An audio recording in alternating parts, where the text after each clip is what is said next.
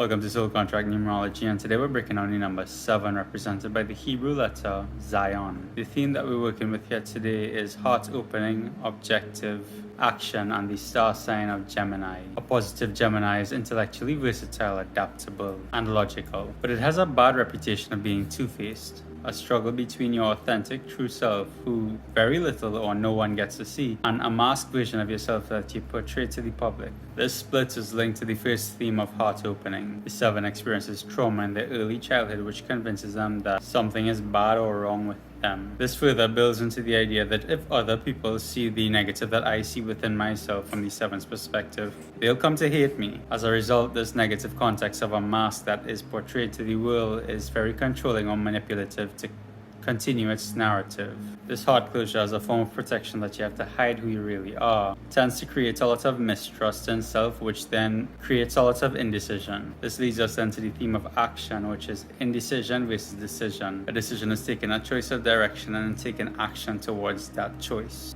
This heart-closing traumatic event that the 7 experiences in early childhood keeps them anchored into the past, and it makes them want to isolate themselves. However, should the 7 make attempts to heal themselves, be vulnerable, and open their hearts again, they'll realize that their hearts are big magnetic centers that draws in people, ideas, and perspectives. In the process of integrating and healing themselves, they show up as teachers and show others energetically how to do something that they've already done by leading with example. This brings us to objectivity. Much like the number 2, 7s also perceive life from many different perspectives.